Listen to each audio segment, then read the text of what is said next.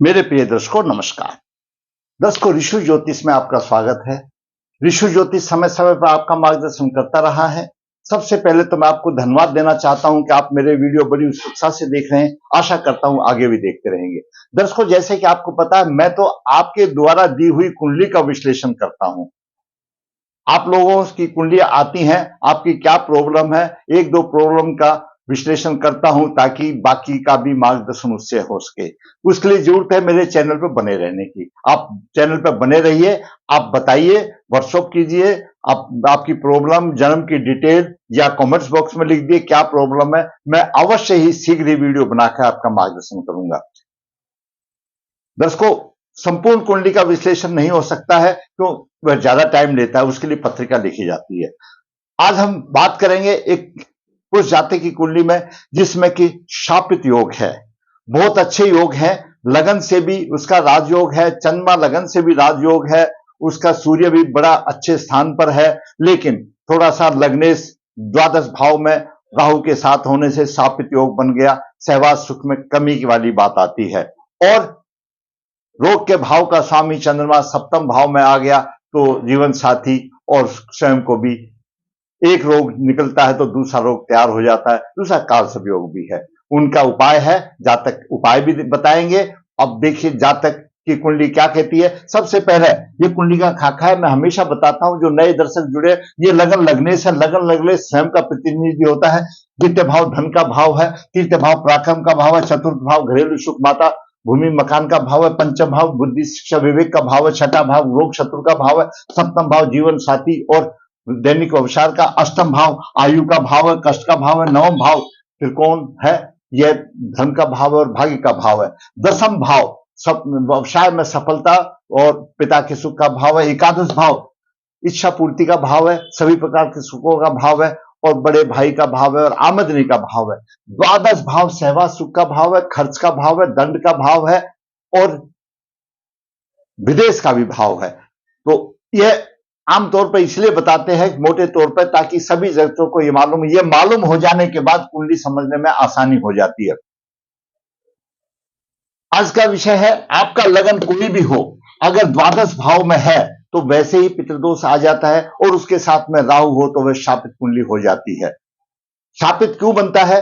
दर्शकों जब राहु हमारा पिता में है, जब पूर्वजों के निमित्त कार्य नहीं होते, वो इंतजार करते हैं तो पितृदोष से फिर वो श्राप दे देते हैं, शापित हो जाते हैं। थोड़ी सी कुंडली संघर्ष में हो जाती है। उसका भी उपाय है, घबराने की जरूरत नहीं है। उसका भी आपको उपाय बताएंगे और उपाय करने के बाद लोगों को भला भी हुआ, राहत भी मिली है। दर्शकों शापित योग कालसर्प योग स्वास्थ्य कमजोर रहता है, जीवन में निराशा और अनुकूल उपाय करने से बिल्कुल ठीक होगा। जन्म के समय पर जातक का जन्म 4 जनवरी 1991 कृष्ण पक्ष 4 मघा चरण 2 शुक्रवार को हुआ। मघा चरण 2 गणमूल नक्षत्र पिता के लिए भारी माना जाता है। इसके 27वें दिन जब पुनः आता है मघा नक्षत्र तो उस समय पर शांति करा लेना अति आवश्यक है। किसी वजह से नहीं भी हुई तो जल्दी से जल्दी शांति कराने में उसकी शांति हो जाती है, नहीं तो पिता के लिए अशुभ माना जाता है। अशुभता की कोई गिनती नहीं है कितना हो। कुंभ लगन के डिग्री 25 अंश 30 अंश विराजमान है। चतुर्थ भाव में मंगल 4 डिग्री लेकर के विराजमान है और छठे भाव में केतु 5 डिग्री, गुरु उच्च राशि में वक्रीय 17 डिग्री। वक्री ग्रह जब होता है और उच्च होता है तो वह नीच का माना जाता है, तो यहां पर गुरु नीच का प्रभाव देगा। सप्तम भाव में चंद्रमा 6 डिग्री लेकर विराजमान है। दसम भाव में बुध, पंचमेश बुध योग कारक है। त्रिकोण का स्वामी केंद्र में 29 डिग्री लेकर विराजमान है। उसको बलवान करना पड़ेगा। पंचमेश है, बलवान करना पड़ेगा। एकादश भाव में सूर्य धनु राशि में 19 डिग्री 36 मिनट लेकर विराजमान है। धनु राशि में और मीन राशि में सूर्य बहुत अच्छे फल देते हैं। द्वादश भाव में मकर राशि में राहु 5 डिग्री, शुक्र 5 डिग्री और शनि 2 डिग्री लेकर विराजमान है। शनि कमजोर है, शुक्र भी कमजोर है, राहु से शुक्र भी पीड़ित है, शनि भी पीड़ित है। यहां आकर के समस्या आ गई। अब ये द्वादश भाव इधर भी पीड़ित है, ये स्वयं का द्वादश भाव है, ये जीवन साथी का द्वादश भाव है, ये भी दोनों पीड़ित है। वरना कुंडली बहुत ही अच्छी है, बहुत ही योग कारक है। कुंभ लगन के स्वामी शनिदेव होते हैं। इनके विचार हमेशा दार्शनिक होते हैं और दर्शकों ऐसे जातक दूसरे का सहायता करने में बड़ी प्रसन्नता का अनुभव करते हैं। इनकी श्रवण शक्ति याददाश्त बहुत अच्छी होती है, स्पष्ट वक्ता होते हैं। यह देश काल परिस्थिति का ध्यान नहीं रखते, कौन सी बात मुझे कब कहनी है कह देते हैं अपने उन्हें। और इनका जीवन का निर्माण थोड़ा सा संघर्ष रह करके ही होता है, लेकिन अच्छा हो जाता है। लग्नेश शनि द्वादश भाव में है, पितृदोष तो माना जाता है, क्योंकि द्वादश भाव विदेश का भी भाव है और सहवास का भी भाव है। तो ऐसे जातक को सहवास सुख में कमी के कारण जाता है, इसको पितृदोष माना गया। जीवन भर किसी न किसी प्रकार के मानसिक तनाव भोगने पड़ते हैं, खर्चा अधिक होता है, परंतु शनि की तीसरी दृष्टि यहाँ पर खर्चा लेकर खर्चा तो कर रही है, सप्तम दृष्टि यहाँ पर रोगों पर और शत्रु का शमन कर रही है, उच्च दृष्टि से भाग्य को बढ़ा, जातक का भाग्य बहुत बलवान हो रहा है। लग्नेश जब उच्च दृष्टि से देखता है तो जातक का भाग्य बहुत बलवान होता है। अब बात करते हैं सूर्य की। सूर्य पंचम भाव का स्वामी है, जीवन साथी का प्रतिनिधित्व करता है, नव और एकादश भाव में है। तो आप ऐसा समझ लो, व्यवसाय द्वारा श्रेष्ठ आमदनी तो होगी, क्योंकि ये व्यवसाय का भी भाव है और स्त्री का भी प्रतिनिधि करता है। स्त्री पक्ष से विशेष धन का लाभ होगा, चाहे कारण कुछ भी हो। बुद्धि विद्या के क्षेत्र में उन्नति होगी। सूर्य अपनी राशि को पंचम भाव को देख रहा है, बुद्धि विद्या के क्षेत्र में अच्छी उन्नति होगी। जातक की स्त्री कमाने वाले भी हो सकती है या ससुराल से अच्छा धन माने वाले से, मतलब जातक की स्त्री अच्छी होगी और वह सहायक होगी। अब बात करते हैं चंद्रमा की। चंद्रमा छठे भाव का स्वामी सप्तम भाव में आ गया, यहीं पर बेग बेड़ा गर्क हो गया कि रोगेश चंद्रमा है और यहां पर आ गया। स्वयं भी बीमार होगा सप्तम दृष्टि से और जीवन साथी को भी रोग देगा। और चंद्रमा जब रोगेश बनता है तो नित नए रोग उभर के आ जाते हैं। जैसे जैसे चंद्रमा राशि बदली करता है, कहीं पैर में दर्द, कहीं सिर में दर्द, इस तरह की बातें हो जाती हैं, रोगों से परेशान होगा। उसका भी उपाय बताएंगे, कुछ नहीं होगा। बहुत देखा है हमने और बहुतों का उपाय किया और हमको ये रिप्लाई भी मिला कि उनको काफी फर्क हुआ, तो इसलिए चिंता करने की जरूरत नहीं है। बात करें मंगल की। मंगल तीसरे भाव का स्वामी है और दसम भाव का स्वामी है, पराक्रमी है, चतुर्थ भाव में है। मंगल चतुर्थ भाव के लिए चाहे कैसी भी राशि हो, शत्रु राशि होगी त्रुटिपूर्ण प्रभाव देगा, लेकिन माता भूमि के मकान में होगा, क्योंकि मंगल मकान का कारक है। चतुर्दृष्टि से यहां पर सप्तम भाव को देख रहा है, स्त्री के सुख में अच्छा होगा। सप्तम दृष्टि से यहां पर व्यवसाय के भाव को देख रहा है, व्यवसाय में चार चांद लगाएगा। अष्टम दृष्टि से यहां पर आमदनी के भाव को देख रहा है, आमदनी अच्छी होगी, कोई किसी किस्म की चिंता करने की बात नहीं है। जहां तकलीफ आएगी तो मैं आपको बताऊंगा, यहां तकलीफ है, उसका उपाय भी साथ में होगा। अब बात करते हैं बुध की। बुध पंचमेश भी है और अष्टमेश भी है, दसम भाव में है। अष्टमेश होने के नाते थोड़ी सी त्रुटि बदलेगी, लेकिन पंचमेश होने के नाते योग कारक है कि पंचम भाव का स्वामी दसम भाव में अच्छा योग बनता है। यश और विवेक की वृद्धि होगी। दसम भाव में व्यवसाय अच्छा होगा, बुद्धि से अपना व्यवसाय चलाएगा। अब बात करते हैं गुरु की। 10 को गुरु एकादश भाव का स्वामी और द्वितीय भाव का स्वामी है। वैसे तो कुंभ लगन के लिए गुरु धन के विषय में बलवान माना जाता है, लेकिन गुरु की स्थिति यहां पर ऐसी हो गई, वो उच्च राशि में तो है, लेकिन उच्च राशि में वक्री हो गया तो नीच जैसे फल देगा। कोई बात नहीं, ये सिर्फ छठे भाव के लिए नीच रहेगा, बाकी के लिए तो शुभ रहेगा। गुरु की पंचम दृष्टि यहां पर आ रही है व्यवसाय भाव में और व्यवसाय भाव को ऊंचा उठा रहा है। गुरु की नीच दृष्टि यहां पर आ रही है द्वादश भाव में, यहां पर सहवास सुख में कमी दे रहा है। मतलब यहां पर भी सहवास सुख में कमी आ रही है पुरुष के में भी, और यहां पर बाद में बताएंगे स्त्री का ये द्वितीय भाव है, यहां पर भी कमी आ रही है। गुरु की नौ दृष्टि अपने भाव को देख रही है, धन की अच्छी स्थिति बन रही है, अपने भाव को देगा, धन और कुटुंब का उसको अच्छा सहयोग मिलेगा। अब बात करते हैं शुक्र की। 10 को शुक्र भाग्य भाव का स्वामी, चतुर्थ भाव का स्वामी, द्वादश भाव में। शुक्र द्वादश भाव में खुश होकर के बैठता है। खर्चा तो अधिक बनाएगा, लेकिन अच्छे संबंध होंगे, सफलता होंगे। धर्म का पालन पूरी तरह से नहीं कर पाएगा, लेकिन चतुराई से ऐसा होगा। ऐसा शुक्र गरीब घर में पैदा होकर के बालक धनवान बनता है, ऊंचा उठता है। ऐसा शुक्र जो चतुर्थ भाव का स्वामी हो, नवम भाव का स्वामी हो और यहां पर हो, ऐसा बालक गरीब घर में पैदा होता है और वो ऊंचा धनवान बनता है। ऐसा शुक्र बना रहा है, लेकिन शुक्र राहु से पीड़ित है, उसका उपाय करना पड़ेगा, तब पूरा प्रभाव मिलेगा। शुक्र कमजोर है, रत्न धारण किया जा सकता है। अब बात करते हैं राहु की। राहु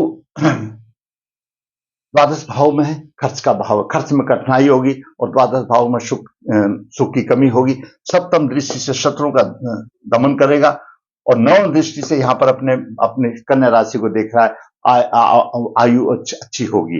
अब बात करें केतु की। केतु दर्शकों छठे भाव में है, गुरु के साथ है, गुरु केतु को पीड़ित कर रहा है, नीच के फल दे रहा है। जैसा गुरु ध्वज का काम कर रहा है, जैसा गुरु फल दे रहा है वैसा भी देगा। केतु की पंचम दृष्टि यहां पर दसम भाव पर है, उतार चढ़ाव देगा लेकिन धैर्यवान होगा। व्यवसाय में उतार चढ़ाव लेकर के फिर भी वो रह जाएगा और द्वादश दृष्टि से खर्चा अधिक होगा। नवम दृष्टि से कुटुंब भाव को देखा, धन के भाव को देखा, धन और कुटुंब में परेशानी आएगी। ये मैंने छोटे छोटे ग्रहों का आपको साधारण तौर पर बताया। अभी चंद्रमा की महादशा चल रही है। चंद्रमा उसके लिए एकारक है, रोग का स्वामी, रोग दे रहा है। तभी तो जातक ने फोन किया, जब तो बताया गुरुजी मेरा भी कुछ मार्गदर्शन करो, क्योंकि चंद्र महादशा 19/7/2020 30/10/2030 तक है और चंद्रमा रोगे से रोग दे रहा है। शापित दोष तो आते रहते हैं, लेकिन बीमारी है, ये बीमारी खर्चा हो रहा है। और जब आदमी बीमार होता है, रोग रहता है, तो वो असहाय हो जाता है, उसका मोरल डाउन हो जाता है। और वैसे भी चंद्रमा मन का कारक है, तो यहां पर अशुभता की प्रतीक वाली बात आ गई। दर्शकों, शापित योग है, लग्नेश द्वादश भाव में राहु से पीड़ित है। लग्नेश द्वादश भाव में हो, प्रबल पितृ दोष है, राहु से पीड़ित हो गया तो शापित कुंडली होगी। शनि और राहु की शांति करानी पड़ेगी, शापित योग की शांति करानी पड़ेगी, पितृ दोष की शांति करानी पड़ेगी। इनका कोई पूर्व अतिरिक्त योनि में है, उनकी मुक्ति हो जाती है। बड़ा साधारण है, नारायण बलि श्राद्ध करने से हो जाएगी, कोई ऐसी दिक्कत वाली बात नहीं है। शुक्र के साथ भी राहु है, द्वादश भाव में है। शुक्र भोग का कारक है, द्वादश भोग का है। कोई गलत राह पर बालक चल सकता है, इसलिए राहु की शांति करा लेना अच्छा होगा। रोगेश चंद्रमा मघा नक्षत्र में, मघा नक्षत्र पीड़ित रोग बना रहा है, खुद भी स्वयं यहाँ जीवन साथी भी रोगी हो रहा है, स्वयं भी रोगी हो रहा है। उसके लिए दर्शकों उपाय, चंद्रमा के लिए हर सोमवार को भोलेनाथ की सेवा करनी चाहिए। अंत में मैं एक उपाय अच्छा बताऊंगा जो रत्न का है। महापद नामक कालसर्प योग है। महापद नामक कालसर्प योग है, सिर्फ मंगल बाहर है। राहु की 5 डिग्री 13 मिनट, मंगल की 4 डिग्री है। शास्त्र ये कहता है कि जो ग्रह बाहर है उससे अगर राहु की डिग्री ज्यादा है तो संपूर्ण कालसर्प योग मानना चाहिए। ऐसे महापद या कालसर्प में नए योग रोग उभर के आते हैं, रोगी बनाते हैं। इलाज करने के बाद भी परेशानी आती है और फिर तैयार हो जाता है। एक ठीक होता है, दूसरा रोग तैयार हो जाता है, संघर्ष में जीवन बन जाता है। कालसर्प दोष की भी शांति करा लेना चाहिए।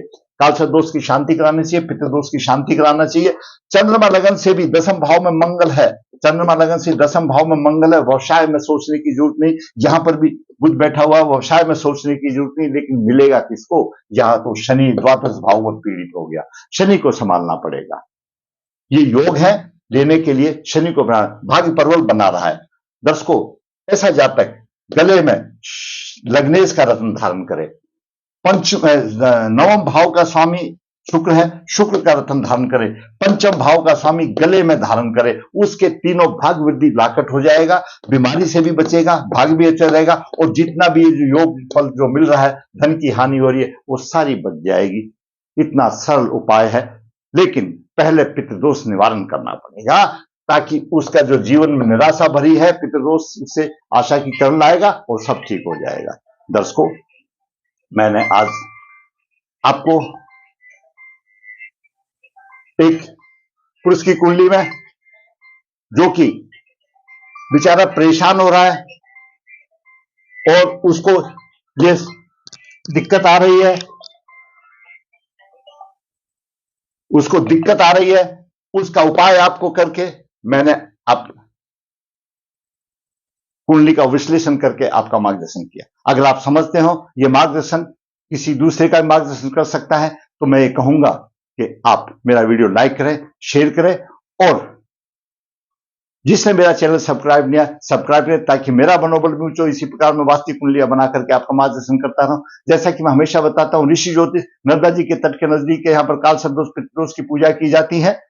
जो इच्छुक है संपर्क करता है। ऋषि हाथ से पत्रिका लिखता है, जो इच्छुक है। ऋषि ज्योतिष कन्या भाव के लिए गुण मिलान की प्रक्रिया निःशुल्क भेजता है, जरूरत है आपको ऋषि ज्योतिष जुड़ने की। अंत में कहूंगा, अगर आप समझते हैं मेरा वीडियो अच्छा है, लाइक करें, शेयर करें और चैनल को सब्सक्राइब करें, ताकि मेरा बन ऊंचा और इसी प्रकार वास्तविक कुंडली बना करके आपका मार्गदर्शन करता रहूं। धन्यवाद।